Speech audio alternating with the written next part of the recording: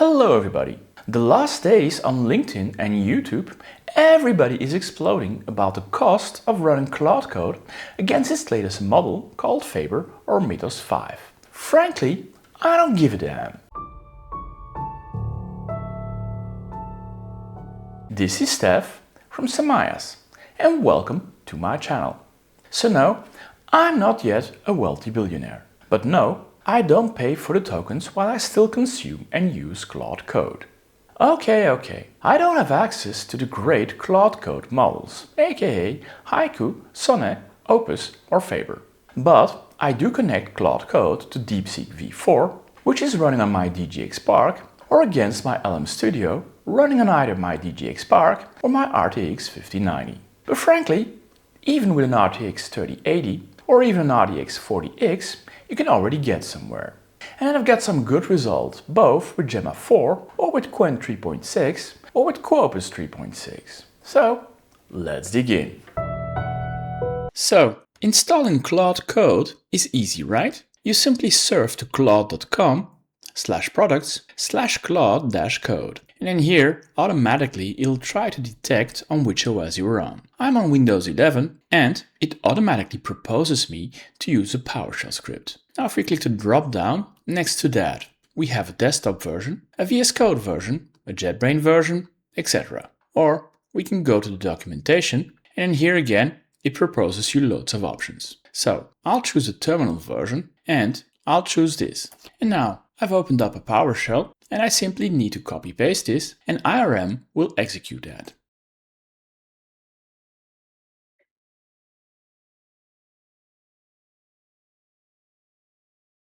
And the installation is complete. Quite easy, right? Technically, Claude is installed. However, there's only one small issue.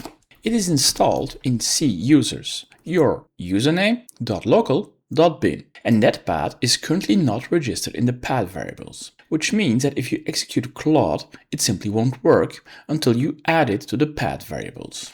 And so the easiest way is to simply in PowerShell call environment, set environment variables on the path, take the current environment path, add the new path and choose it for the user. It doesn't really make sense to add it to the machine since Claude is currently installed under a user directory. And so if I execute this, my path variable is changed. However, keep in mind that even though the path variable is currently changed, in my current PowerShell prompt, it isn't applied yet. And I either need to reboot, log off, or close the PowerShell script and start a new one. And so, if I start a new one, and now I type Claude, well, Claude is found. The alternative is to go to the environment variables. Go to the path variable, edit it, and then simply manually add that path.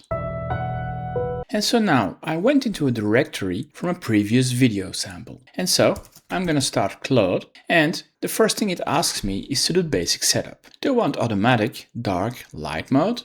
And those are all choices you can fine tune. I'll leave the default for now. And the first problem we technically have here is we need to choose how to log into Claude. And you have a number of options. You can use a Claude account and a subscription. We can use an Anthropic account and a subscription, but we don't want to use either of those. We have third-party platform. And here again, we have Amazon, Microsoft and Google, but nothing else. And so pure technically, we're stuck. Or are we really? So in order to bypass this authentication issue, we're going to abuse the configuration proxies and gateway. And first, we're going to configure the Anthropic base URL and not go to Anthropic anymore, but simply redirect it to LMStudio API URL. And so, in a second prompt, we're simply going to call, again, our set environment variable, and this time the variable is Anthropic_base_URL, and I'm going to redirect it to my LMStudio IP address, which is currently my local computer, and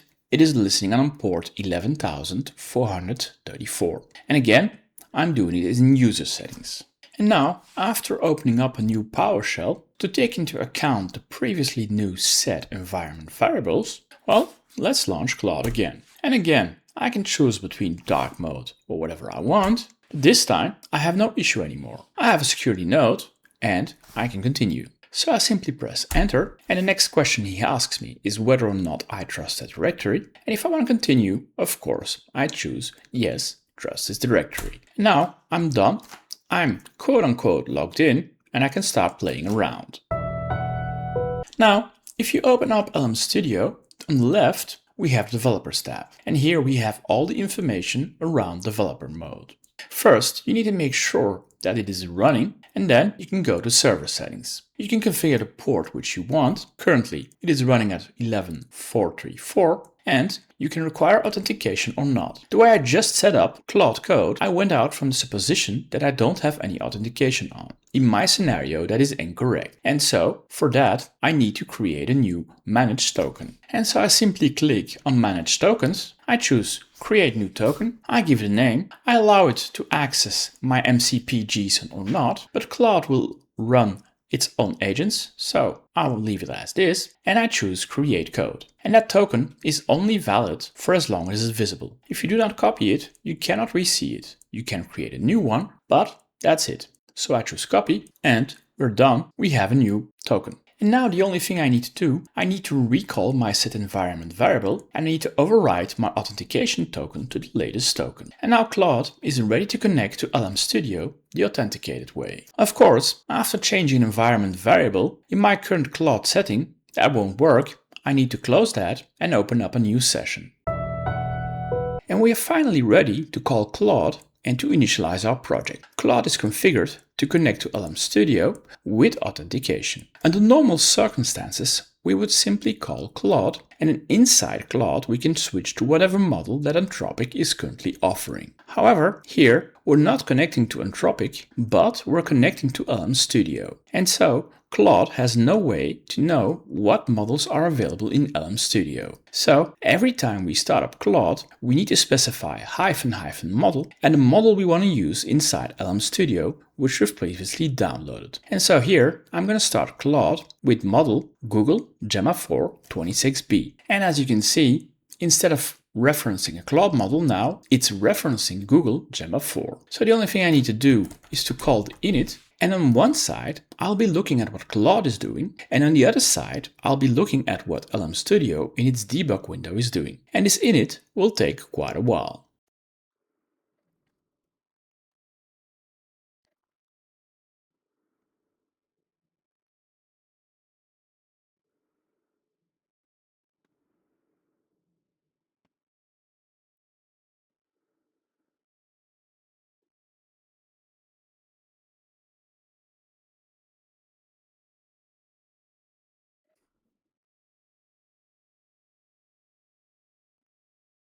And we have our MD file.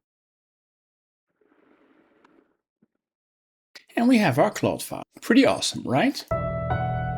Now, if you open up VS Code and then we go to the extensions here and we type Claude, we have Claude Code for VS Code and we have Chat for Claude Code. We'll install Claude Code for VS Code, which in essence is a UI on top of the terminal. So let's choose Install.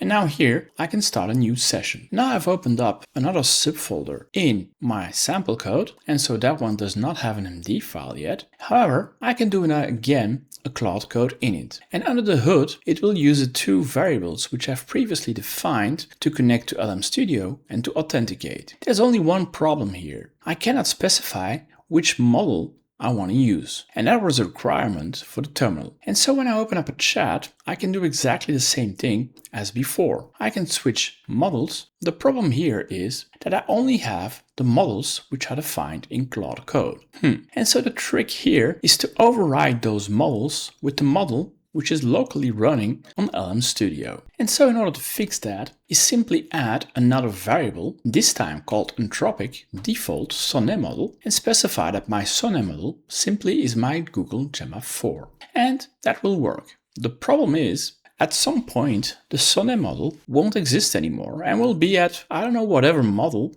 And then you'll have to retweak that again simply to access the latest newest model to your model. So let's still give that a shot. And again, after this, I'll close my Claude session. I'll close my VS Code and I'll reopen it. And as you can see here, by overriding, my custom sonnet is now Google Gemma 4. So I can select this. And again, I can do an init on a new subdirectory, and we're up and running again.